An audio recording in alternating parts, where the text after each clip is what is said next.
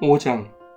만일 누구든지 저주하는 소리를 듣고서도 증인이 되어 그가 본 것이나 알고 있는 것을 알리지 아니하면 그는 자기의 죄를 져야 할 것이요 그 허물이 그에게로 돌아갈 것이며, 만일 누구든지 부정한 것들 곧 들짐승의 사체나 부정한 가축의 사체나 부정한 곤충의 사체를 만졌으면 부지중이라고 할지라도 그 몸이 더러워져서 허물이 있을 것이요, 만일 부지 중에 어떤 사람의 부정에 닿았는데 그 사람의 부정이 어떠한 부정이든지 그것을 깨달았을 때에는 허물이 있을 것이요, 만일 누구든지 입술로 맹세하여 악한 일이든지 선한 일이든지 하리라고 함부로 말하면 그 사람이 함부로 말하여 맹세한 것이 무엇이든지 그가 깨닫지 못하다가 그것을 깨닫게 되었을 때에는 그 중 하나에 그에게 허물이 있을 것이니, 이 중 하나에 허물이 있을 때에는 아무 일에 잘못하였노라 자복하고 그 잘못으로 말미암아 여호와께 속죄제를 드리되 양떼의 암컷 어린 양이나 염소를 끌어다가 속죄제를 드릴 것이요, 제사장은 그의 허물을 위하여 속죄할지니라. 만일 그의 힘이 어린 양을 바치는 데에 미치지 못하면 그가 지은 죄를 속죄하기 위하여 산비둘기 2마리나 쥐비둘기 새끼 2마리를 여호와께로 가져가되 하나는 속죄제물을 삼고 하나는 번제물을 삼아 제사장에게로 가져갈 것이요, 제사장은 그 속죄제물을 먼저 드리되 그 머리를 목에서 비틀어 끊고 몸은 아주 쪼개지 말며 그 속죄제물의 피를 제단 곁에 뿌리고 그 남은 피는 제단 밑에 흘릴지니 이는 속죄제요. 그 다음 것은 규례대로 번제를 드릴지니 제사장이 그의 잘못을 위하여 속죄한즉 그가 사함을 받으리라. 만일 그의 손이 산비둘기 2마리나 쥐비둘기 2마리에도 미치지 못하면 그의 범죄로 말미암아 고운 가루 10분의 1 에바를 예물로 가져다가 속죄제물로 드리되 이는 속죄제인즉 그 위에 기름을 붓지 말며 유향을 놓지 말고 그것을 제사장에게로 가져갈 것이요, 제사장은 그것을 기념물로 한 움큼을 가져다가 제단 위 여호와의 화제물 위에 불사를 지니 이는 속죄제라. 제사장이 그가 이 중에서 하나를 범하여 얻은 허물을 위하여 속죄한즉 그가 사함을 받으리라. 그 나머지는 소제물같이 제사장에게 돌릴지니라. 여호와께서 모세에게 말씀하여 이르시되 누구든지 여호와의 성물에 대하여 부지 중에 범죄하였으면 여호와께 속건제를 드리되 내가 지정한 가치를 따라 성소의 세겔로 몇 세겔 은에 상당한 흠없는 순양을 양떼 중에서 끌어다가 속건제로 드려서 성물에 대한 잘못을 보상하되 그것에 5분의 1을 더하여 제사장에게 줄 것이요, 제사장은 그 속건제의 순양으로 그를 위하여 속죄한즉 그가 사함을 받으리라. 만일 누구든지 여호와의 계명 중 하나를 부지 중에 범하여도 허물이라 벌을 당할 것이니 그는 내가 지정한 가치대로 양떼 중 흠없는 순양을 속건제물로 제사장에게로 가져갈 것이요, 제사장은 그가 부지 중에 범죄한 허물을 위하여 속죄한즉 그가 사함을 받으리라.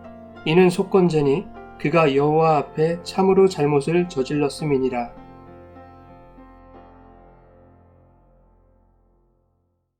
여러분, 좋은 아침입니다.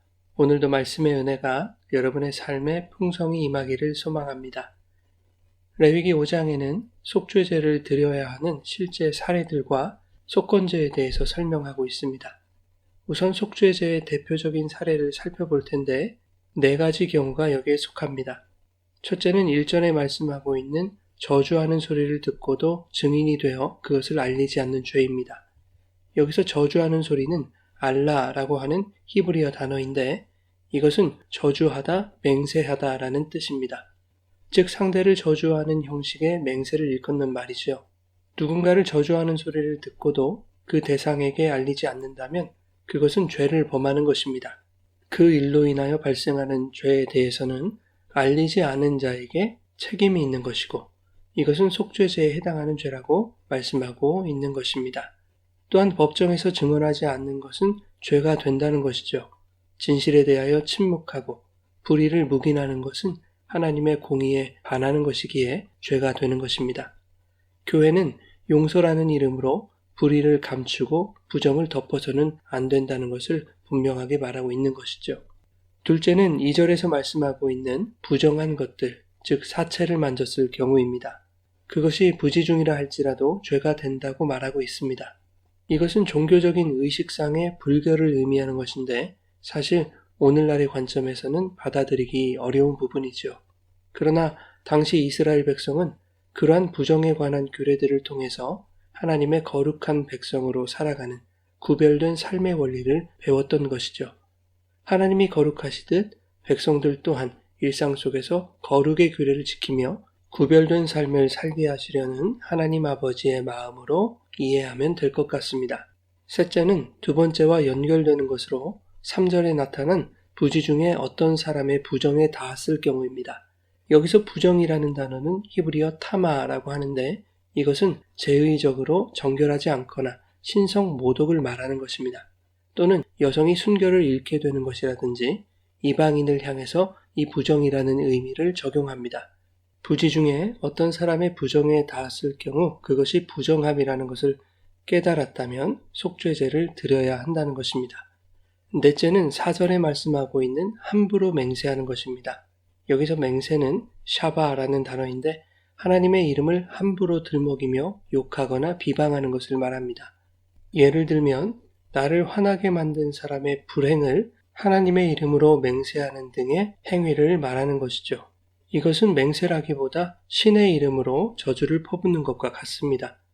또한 하나님의 이름으로 불의한 것을 맹세하거나 경솔하게 맹세하는 것이 이에 해당합니다. 이것이 잘못된 맹세였음을 깨닫게 되었을 때에는 속죄죄를 드리도록 규정하고 있는 것이죠.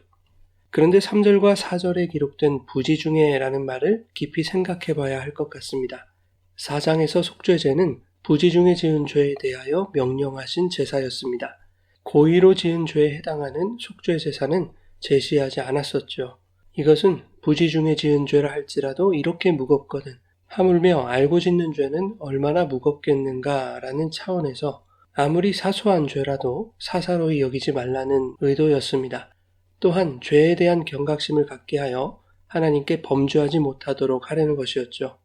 그런데 조금 더 깊이 들어가 보면 사실 부지 중에 지은 죄 속에 알고 지은 죄도 포함이 되는 것이죠.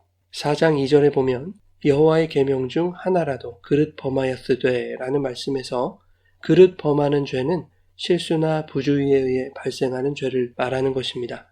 즉 의도적이지 않은 죄를 말하는 것이죠.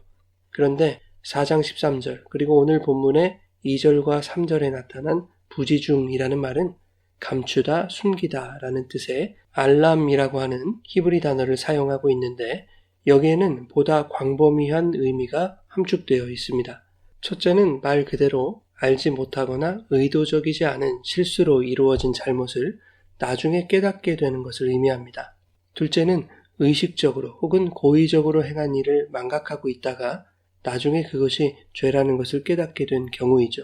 그러니 사실 이 부지중이라고 하는 말 속에는 알고 지은 죄, 모르고 지은 죄 모두가 포함되어 있는 것입니다. 그럼에도 불구하고 성경이 표면적으로는 부지중이라는 표현으로 기록하고 있는 것은 어떠한 형태의 죄라도 하나님 앞에서는 매우 무거운 것임을 말하려는 의도였을 것으로 생각됩니다. 데살로니가전서 5장 22절의 말씀처럼 악은 모든 모양이라도 버리라 라는 것을 강조하고 있는 것이죠. 그런데 오늘 본문 말씀은 중요한 사실 하나를 매우 짧은 문장으로 언급하고 있습니다. 5절 말씀인데요. 이렇게 기록하고 있습니다. 이 중 하나에 허물이 있을 때에는 아무 일에 잘못하였노라 자복하고 6절 그 잘못으로 말미암아 여호와께 속죄제를 드리되 속죄제를 드리기에 앞서 그 죄에 대한 자복함, 즉 회개가 반드시 필요하다는 것입니다. 진정한 뉘우침과 자복 없이 제물만 바치는 것은 의미가 없다는 뜻이죠.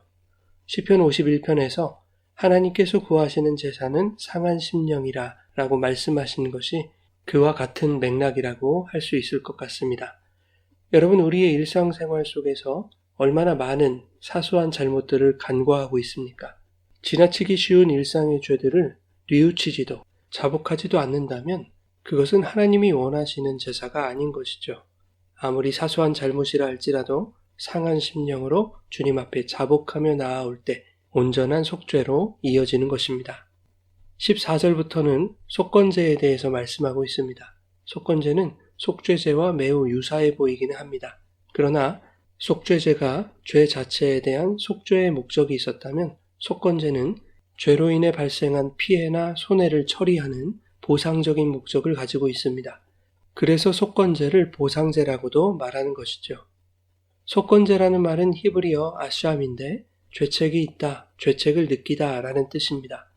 이것은 본질적인 죄에 대한 것이 아니라 죄로 인해 발생한 도덕적, 윤리적, 사회적인 죄책에 대한 것입니다. 죄는 하나님과 사람과의 관계뿐만 아니라 사람과 사람 사이의 관계 또한 파괴합니다. 그 죄 때문에 개인이나 공동체가 피해를 입게 될 때 그에 대한 보상과 관련된 제사가 바로 속건제입니다. 본문 16절에 성물에 대한 잘못을 보상하되 그것의 5분의 1을 더하여 제사장에게 줄 것이다 라고 말씀하고 있는 것을 보면 속건제는 보상하는 개념의 제사라는 것을 잘 알 수 있습니다. 6장에서 속건제를 드려야 하는 특별 규례에 대해서 소개하고 있기는 하지만 오늘 본문 말씀에서만 본다면 속건제를 드리는 경우는 다음과 같습니다. 첫째는 15절 여호와의 성물에 대하여 부지 중에 범죄하였을 때입니다. 여기서 부지 중에 지은 죄는 4장 2절에서 말하는 그릇 범한 죄와 같은 말입니다. 즉 의도성이 없는 모르고 짓는 죄를 말하는 것이죠. 여호와의 성물에 대하여 부지 중에 범죄하였다는 말을 원어로 보게 되면 마알이라고 하는 반역과 배신에 해당하는 단어가 반복적으로 사용되고 있는 것을 알 수 있습니다. 즉 성물에 대한 범죄는 하나님에 대한 반역과 배신인 것이죠. 여호와의 성물이 하나님의 거룩한 소유라는 것을 알지 못하고 그것을 횡령하였거나 여호와의 성물을 제사의 규례에 맞게 사용하지 않았거나 여호와께 드려야 할 성물의 규례를 지키지 않는 것이 이에 해당된다고 할 수 있습니다. 이러한 경우에는 속건제를 드려야 하는 것이죠. 둘째는 17절 여호와의 계명 중 하나를 부지 중에 범하였을 때입니다. 여기서 부지 중이라는 단어는 앞서 말한 대로 의도적인 잘못도 포함하고 있는 것이죠. 부지 중이라는 말은 부정접두어, 로와 알다, 이해하다라는 뜻의 야다 동사를 사용한 단어입니다. 즉 알지 못했어야 할 것, 이해하지 말았어야 할 것을 알고도 범하는 행위를 의미합니다. 다시 말하면 알면서도 자신의 유익을 위해 죄를 범하는 경우인 것이죠. 이렇게 자신의 유익을 위해 죄를 범하게 되면 타인과 공동체에 불이익이 발생할 뿐만 아니라 그에 앞서 하나님께 범죄하는 것입니다. 그래서 19절에는 이렇게 말씀하고 있습니다. 이는 속건제니 그가 여호와 앞에 참으로 잘못을 저질렀음이니라. 여러분, 우리는 삶 속에서 다양한 죄를 짓고 살아갑니다. 그 죄들은 알고 짓는 죄일 수도 있고 모르고 짓는 죄일 수도 있습니다. 그러나 중요한 것은 죄는 어떠한 형태의 죄일지라도 사소하게 여겨서는 안 된다는 것이죠. 어떠한 형태의 죄라 할지라도 하나님 앞에서는 무거운 죄인 것입니다. 죄는 반드시 해결해야 됩니다. 반드시 자복하고 회개해야 하는 것이죠. 그러나 죄의 해결은 입술로 고백하고 반성하는 것으로 끝날 수 없습니다. 나의 죄로 인해 발생하는 타인이나 공동체의 피해에 대해서도 철저하게 용서를 구하고 책임을 져야 하는 것입니다. 나의 죄로 인해 타인이 피해받는 것이 19절의 말씀처럼 여호와 앞에 참으로 잘못을 저지른 것임을 고백할 수 있다면 그것이 바로 하나님 사랑 곧 이웃 사랑이 되는 것이죠. 사랑하는 여러분, 진정한 죄의 고백과 용서는 입으로만 잘못했다고 비는 것이 아니라 상한 심령을 통한 자복과 철저한 죄의 고백이 하나님께뿐만 아니라 나의 죄로 인해 피해 입은 당사자들에게도 이루어져야 하는 것입니다. 오늘날 교회는 속죄만 있고 속건은 사라진 것 같습니다. 입으로만 떠드는 신앙이 아니라 우리의 삶으로, 우리의 몸으로 실천하는 신앙이 되기를 바랍니다. 아들을 주신 하나님 사랑과 대속하신 예수님의 은혜만을 나의 권리로 말하는 그러한 이기적인 신앙이 아니라 나로 인해 억울함을 느끼고 나로 인해 슬픔을 당하는 자들이 있다면 철저한 사죄와 용서를 구함으로 하나님 사랑은 곧 이웃 사랑이라고 말씀하신 복음에 합당한 균형 잡힌 신앙인으로 살아가시기를 예수님의 이름으로 축원합니다.